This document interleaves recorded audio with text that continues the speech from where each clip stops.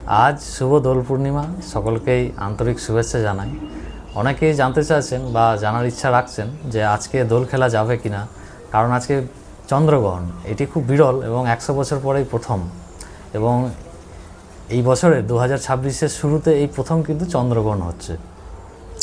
তা আপনাদের এই প্রশ্নের উত্তর হিসেবে আমি বলবো যে চন্দ্রগ্রহণটি লাগছে বিকেল 3:20 এবং ছাড়ছে 6:47, অর্থাৎ 3 ঘন্টারও বেশি সময় ধরে।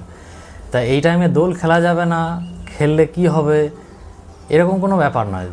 আপনারা যে দোল খেলবেন তার প্রস্তুতিটা দেখুন আপনারা সেই টাইমেই করছেন, অর্থাৎ কেউ রং দিচ্ছে, কেউ পুজোর ফল বা মিষ্টি এগুলো নিয়ে আসছে, অর্থাৎ প্রিপারেশন কিন্তু এক প্রকার চলছে।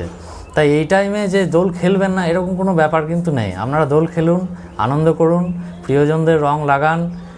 সকাল থেকে বহু ভিডিও দেখলাম, এই করবেন না এই করবেন না, আপনারা সব কিছুই করুন, ভালো করে দোল খেলুন। তবে একটা কথা বলি যে দোলের টাইমে যেহেতু চন্দ্রগ্রহণ লাগছে, তাই এই বিশেষ 3 ঘন্টার ওপর যে বিশেষ টাইমটি, এই টাইমে কোনো শুভ কিছু করবেন না। শুভ বলতে কি, বিবাহ হতে পারে, রেজিস্ট্রি হতে পারে, গৃহপ্রবেশ হতে পারে, বা আপনারা যদি বিশেষ কোনো শুভ অনুষ্ঠান থাকে সেগুলো থেকে কিন্তু বিরত থাকুন।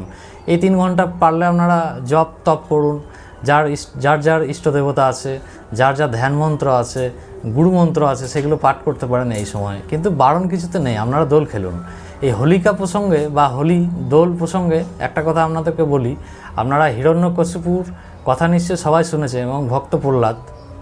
তা হিরণ্যকশিপুর যে ভগ্নী ছিলেন, সেই ভগ্নীর নাম ছিল হোলিকা, এবং ভক্ত প্রহ্লাদকে যেহেতু নানা রকম নির্যাতন করে মারা যাচ্ছিল না, এবং বিষ্ণুর ধ্যান জপ তপ এবং তার প্রতি তার শ্রদ্ধা থেকে যেহেতু এড়ানো যাচ্ছিল না, তাই ভক্ত প্রহ্লাদকে মারার উপলক্ষে হোলিকাকে আদেশ দেওয়া হয়। এবং হোলিকা বরপ্রাপ্ত ছিল যে কোনোভাবেই সে আগুনে কিন্তু পুড়বে না। কিন্তু সেই সময় হোলিকা রাজি হলেন যে ভক্ত প্রহ্লাদকে নিয়ে আগুনের মধ্যে বসবেন এবং যেন ভক্ত প্রহ্লাদ মারা যায়। তা যখন আগুন লাগানো হলো, তখন দেখা গেল যে বিষ্ণুর আশীর্বাদে হোলিকা কিন্তু পুড়ে মারা গেল, এবং ভক্ত প্রহ্লাদ কিন্তু সেখান থেকে বেঁচে গেলেন।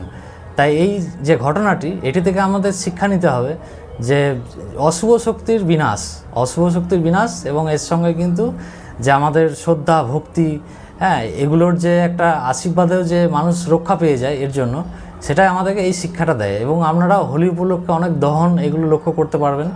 তাই হোলির কিন্তু বিশেষ একটি গুরুত্ব আছে, একটা ঐশ্বরিক বা একটা কৃপা লাভ, এই বিষয়গুলো কিন্তু এই হোলির বা দোলের সঙ্গে কিন্তু জড়িত বিশেষভাবে। তাই আপনারা দোল খেলুন, নিশ্চিন্তে দোল খেলুন, কোনো বাধা নিষেধ নেই।